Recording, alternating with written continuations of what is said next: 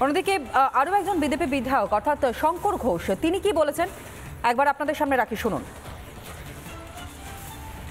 এটা ভয়ঙ্কর জায়গার দিকে এগোচ্ছে পশ্চিমবঙ্গ। এই পরিস্থিতি তৈরি করবার পেছনে মূল দায়ী হচ্ছে রাজ্যের মাননীয় মুখ্যমন্ত্রী এবং তার দল তৃণমূল কংগ্রেস। কুচবিহারের প্রতিটি বিধানসভা কেন্দ্রে আইন শৃঙ্খলা পরিস্থিতি ভেঙে গিয়েছে। বিরোধীদেরকে যত মারবে তত তাদের নাম্বার বাড়বে। উদয়ন বাবু, পার্থপ্রতিম রায়, অভিজিৎ বাবুরা নাম্বার বাড়ানোর জন্য পরিকল্পিতভাবে এই ঘটনা ঘটিয়েছে।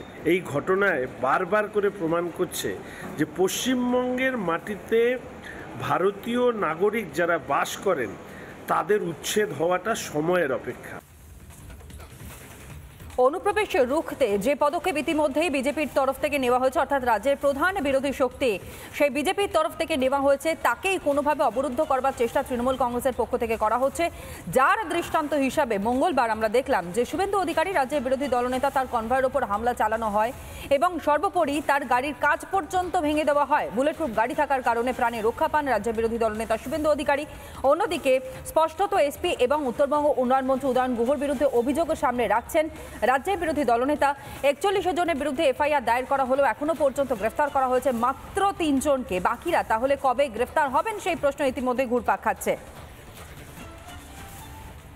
বিজেপি বিধায়ক শিখা চট্টোপাধ্যায় তিনি এই মুহূর্তে আমাদের সঙ্গে রয়েছেন টেলিফোন লাইনে। সর্বোপরি যে বিষয়টা সামনে আসছে, ৪১ জনের নামে যেখানে এফআইআর করা হয়েছে সেখানে মাত্র ৩ জনকে গ্রেফতার করা হলো কেন? তাহলে বাকিরা এখনো পর্যন্ত অধরা, বাকিরা ঘুরে বেড়াচ্ছে।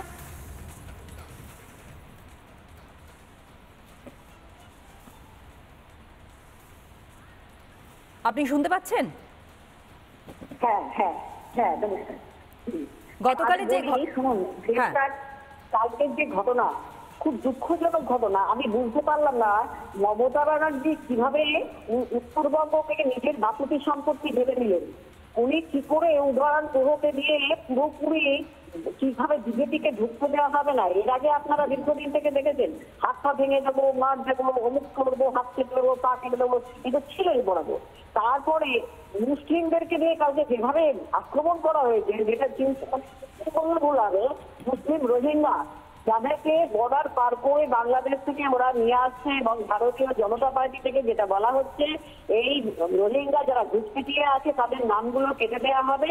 এই বলাতে মমতা ব্যানার্জি রীতিমতো চিন্তায় পড়ে গেছেন কি করে আটকানো যায় বিজেপিকে। সেই কারণে যেখানে বিজেপি নেতারা যাচ্ছে তাদেরকে মেরে ধরে যে কোনো ভাবে আটকাও, এই তাদের চিন্তা কোনো অত বড় একটা কাণ্ড হয়ে গেল যেটা সবার কাছে ভাইরাল হয়ে গেল। তারপরেও মাত্র 2 জন কি করে ওখানে গ্রেফতার হলো। আর ওখানে এসপি বসেছিলেন, মানে সত্যি কথা বলতে আজকে কোর্টের অর্ডার নিতে গিয়ে ওখানে একটা ডেপুটেশন দেওয়ার ব্যাপার ছিল। এখানে আমাদের 3 জন এমএলএ কে যেভাবে হ্যাটেল করা হয়েছিল, তাদের গাড়ি ভাই ভেঙে দেওয়া হয়েছিল, এই ব্যাপারে শিখাদেবী দুষ্কৃতীদের ছবি একেবারে স্পষ্ট, ক্যামেরায় ধরা পড়েছে কারা কারা এই ঘটনার সঙ্গে যুক্ত রয়েছে এবং সেই দুষ্কৃতীদের ছবিটা দেখতে পাওয়া যাচ্ছে। তারপরেও কেন পুলিশ পদক্ষেপ নিচ্ছে না? এরা রোহিঙ্গা পুষছে, এই রোহিঙ্গা যারা আগামীতে ভারতীয় জনতা পার্টি ব্যাপকভাবে আক্রমণ করবে। বেশ, ধন্যবাদ জানাই আপনাকে বিজেপি বিধায়ক শিখা চ্যাটার্জি, তিনি এই মুহূর্তে আমাদের সঙ্গে ছিলেন টেলিফোন লাইনে। নানা ধরনের কন্টেন্ট দেখার জন্য লাইক করুন, শেয়ার করুন আমাদের ফেসবুক পেজ, সাবস্ক্রাইব করুন আমাদের ইউটিউব চ্যানেল। পাশাপাশি অন্যান্য ব্রেকিং নিউজের জন্য অবশ্যই চোখ রাখুন রিপাবলিক বাংলায়।